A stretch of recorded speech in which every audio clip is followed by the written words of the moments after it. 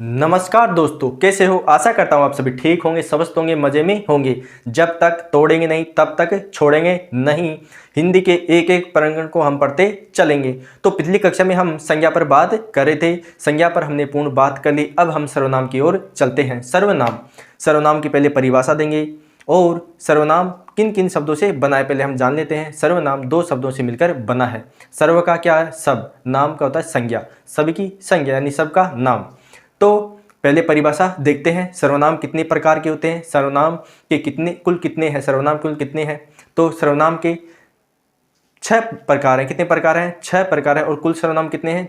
11 सर्वनाम है। कितने सर्वनाम हैं? 11 सर्वनाम हैं। तो देखते हैं पहले और देखते हैं कहाँ कहाँ पे ये सर्वनाम उपयोग में आते हैं। पहले परिभाषा देख रहे हैं। परिभाषा: सर्वनाम उस विकारी शब्द को कहते हैं जो पूर्वापर संबंध से किसी भी संज्ञा के बदले उपयोग में आता है। क्या है? संज्ञा के बदले में उपयोग में आता है और ये एक विकारी शब्द है। क्या है? विकारी शब्द है। कई बार क्वेश्चन यहीं से भी पूछा जाता है, निम्न में से विकारी है तो सर्वनाम होगा। तो सर्वनाम को पहले टिक करेंगे। एक बार और देखिए परिभाषा: सर्वनाम उस विकारी शब्द को कहते हैं जो पूर्वापर संबंध से किसी भी संज्ञा के बदले उपयोग में आता है तो उसे क्या कहते हैं? सर्वनाम कहते हैं।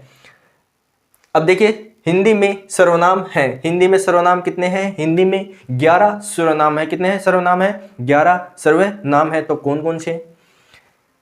मैं, तू, आप, यह, वह, जो, सो, कोई, कुछ, कौन, क्या। तो ये कितने सर्वनाम हो? 11 सर्वनाम हो गए। अब हिंदी में प्रयोग के आधार पर सर्वनाम के भेद। हिंदी में प्रयोग के आधार पर सर्वनामों के कितने भेद होते हैं? 6 भेद होते हैं।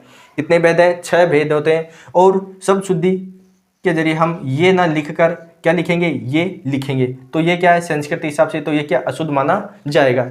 हिंदी में 6 ये है, हम ये ना लिखकर ये लिखें।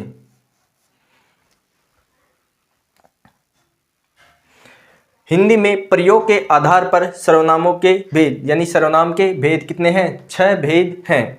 कौन कौन से हैं? पुरुषवाचक सर्वनाम, निजवाचक सर्वनाम, निश्चयवाचक सर्वनाम, संबंधवाचक सर्वनाम, प्रश्नवाचक सर्वनाम और अनिश्चयवाचक सर्वनाम। तो कितने कितने भेद हो गए? 6 भेद हो गए। तो एक एक को हम देखते हैं कौन कौन से कहाँ पे हैं। तो पुरुषवाचक सर्वनाम में कितने हैं? मैं, तू, आप। ये आप किस लिए आता है? आदर सूचक है। क्या है? यहाँ पे आदर सूचक है। तो कितने हो गए? मुख्यतः 2 ही हो गए, मैं और तू। तो प्रश्न यहाँ पे ऐसा आएगा, निम्न में से पुरुषवाचक सर्वनाम है तो मैं, तू और आप होंगे, जहां पे क्या होगा? पुरुषवाचक सर्वनाम होगा।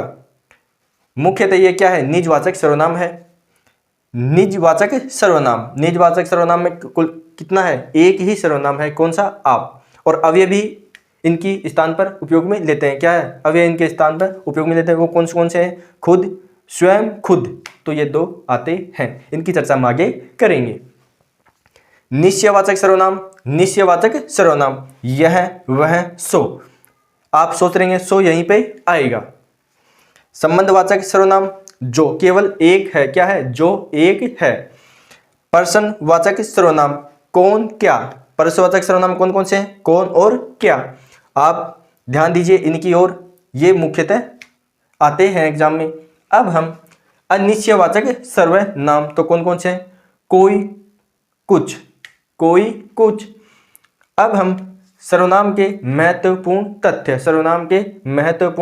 तथ्य संज्ञा की पुनरावृत्ति को रोकते हैं। सर्वनाम रोकते हैं तो संज्ञा की पुनरावृत्ति को, वाक्य को सुंदर बनाते हैं। ये वाक्य को सुंदर बनाते। कई बार थ्योरी भी हमसे पूछ ली जाती है। सर्वनाम का खुद का कोई लिंग नहीं होता है। सर्वनाम का कोई लिंग नहीं होता है खुद का। ये जिसके स्थान पे आते हैं उसी का रूप धारण कर लेते हैं, उसी संज्ञा का रूप धारण कर लेंगे। तो खुद का इनका कोई क्या है? इनका कोई लिंग नहीं है। तो ये बात तो मुख्यतः ध्यान देने योग्य है। ये भी यहाँ से भी प्रश्न आते हैं, इसीलिए मैं यहाँ पे इनको लिया हूँ। एक बार मैं इन्हीं को वापस दोहराता हूँ तो आप दोबारा से भी ध्यान दीजिए ताकि आपको एग्जाम में कोई समस्या या कठिनाई न हो। तो एक बार और देखते हैं। सर्वनाम ये 2 शब्दों से बना है। सर्व धन नाम से बना है। सर्व का अर्थ आप जानते हैं सब नाम का क्या होता है? संज्ञा नाम।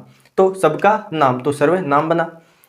अब परिभाषा, सर्वनाम उस विकारी शब्द को कहते हैं जो पूर्वापर संबंध से किसी भी संज्ञा के बदले उपयोग में आता है। क्या आता है? बदले में, उपयोग में, संज्ञा के बदले में ये आता है। और क्या है? ये विकारी शब्द है।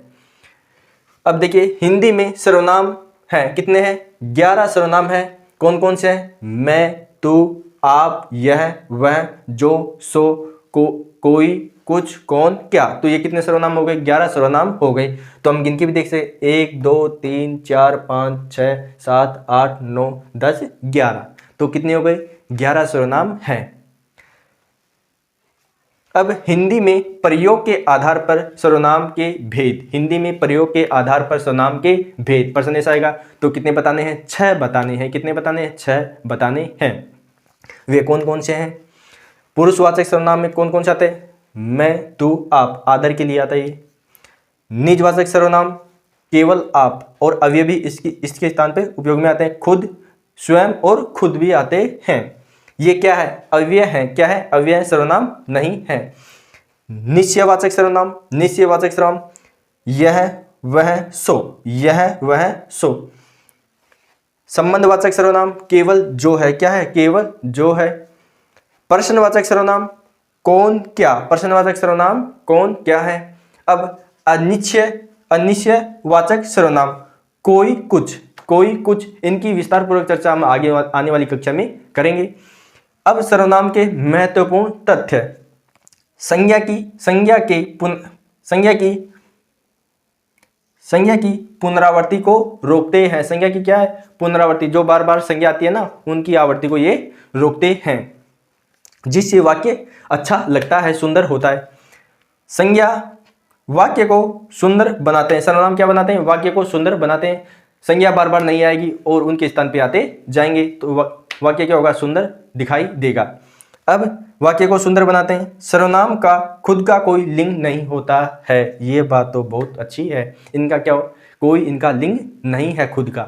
ये जिस संज्ञा के बदले में आते हैं उसी का रूप ये क्या धारण कर लेते हैं। तो दोस्तों आने वाली कक्षा में हम इन्हीं पर खुलकर चर्चा करेंगे।